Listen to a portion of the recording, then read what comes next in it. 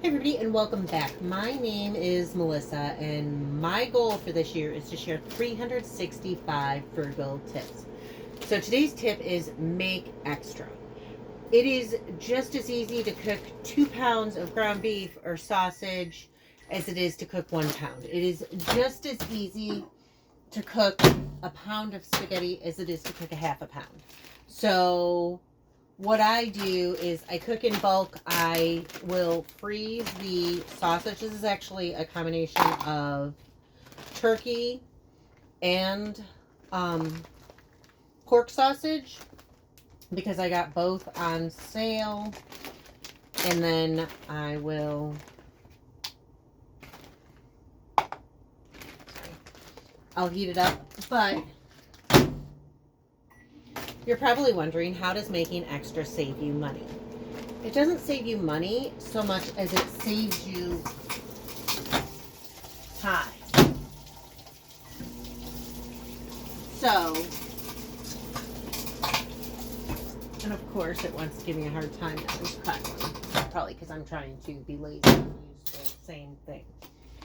So, instead of having to cook the angel hair twice and waste extra water because you know you're going to dump a lot of it down the sink and waste extra time and go through all that, I've only had to spend that time once. So then I can spend my time doing other things. And so by saving time, this is going to drive me nuts. I now have a quick meal. It's easy. I know I have it already pre-measured out, weighed, all of that, because I do weigh and log all of my food. So it's one less step. It saved me a lot of time just doing it. And I now have, I probably will eat the spaghetti 3 times in a week when I cook it. So that's 3 meals for me. My kid will eat it also 3 times, but he has the other 5 servings divided up into 3. So that saves time. If I have the sausage like this, I can also quickly make my kid pizza bread, which he loves. It's just, in general, it's a quick, easy meal.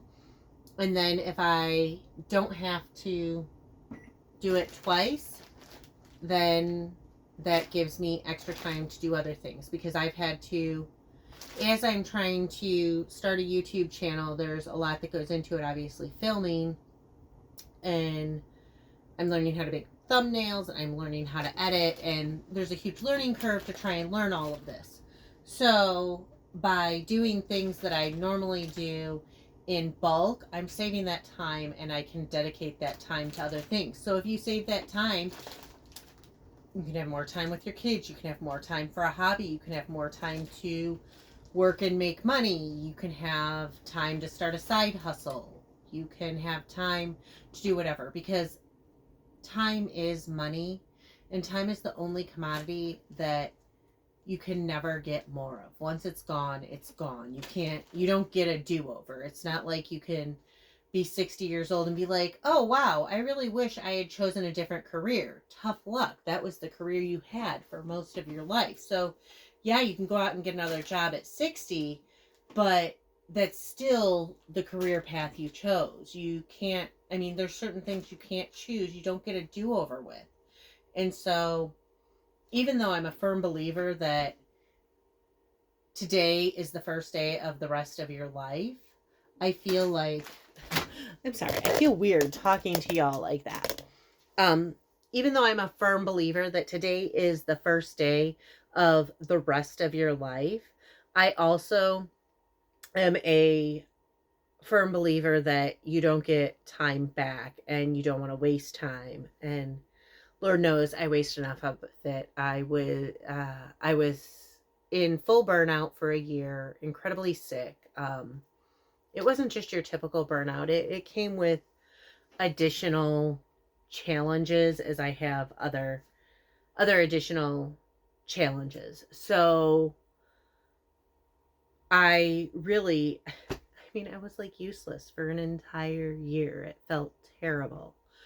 But that's a year I can never get back. And so what I learned was that instead of doing something I hate, because I was a teacher and I loved the students, I hated the politics of it. I hated the jumping through hoops. I hated lesson planning. Nothing is worse than spending 2 hours on a lesson plan that lasts 15 minutes. Like, oh my gosh. And, you know, they think that the more a teacher's putting into their lesson plans, the better it's going to be.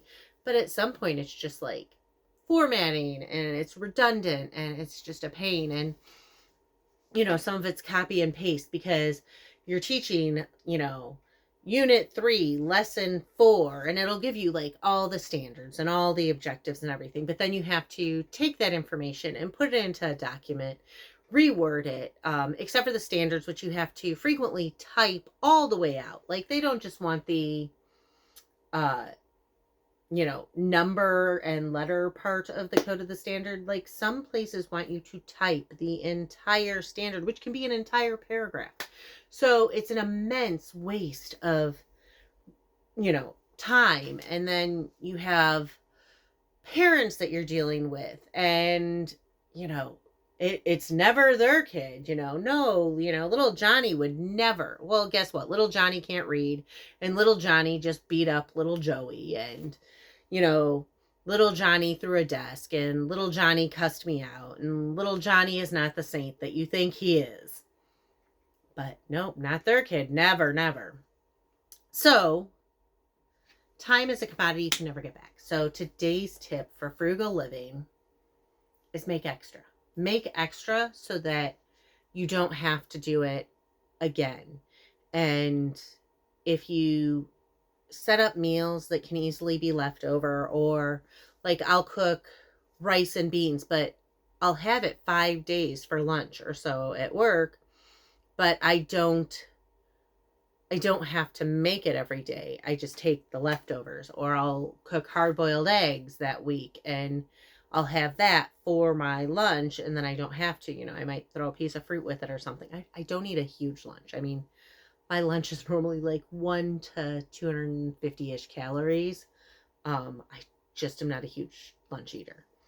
So, you know, I do that so that I don't have to do it over and over again. Then I don't have to think about making my lunch every day. It's right there. I don't have to think about the meals that I'm making. I'll make extra rice, and then I can have rice with my eggs. I can have rice with my chicken. I can have rice with, I can make refried rice with tofu.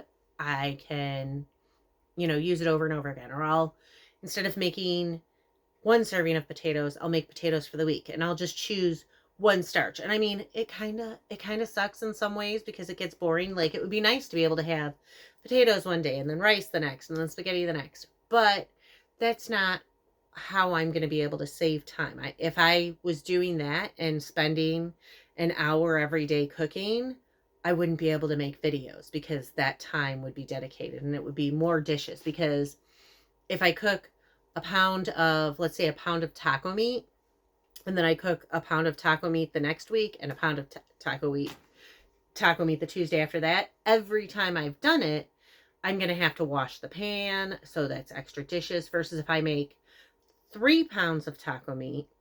And I mean, honestly, we don't use a whole pound. So I guess a pound and a half for my family. But you know, let's say you're an average size family and do 3 pounds. And I freeze the cooked taco meat, then I can just pull it out and reheat it. And that helps save time. I do taco bowls and freeze that, chili and freeze that. So if you make larger batches and make extra, you can have it throughout the week. You can freeze some meals so that you have a quick and easy grab and go meal.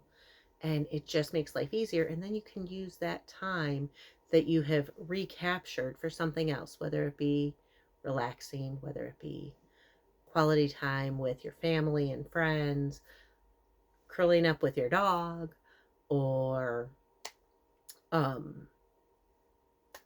starting a side hustle. Maybe you craft, maybe you do something with Etsy, whatever it is, taking that time back by cooking in batches and cooking extra definitely helps me. So today's frugal tip on my goal to 365 frugal tips this year is cook extra. If you like hearing my tips, please hit like and subscribe. Hopefully we can all save time and money together. Have a great day.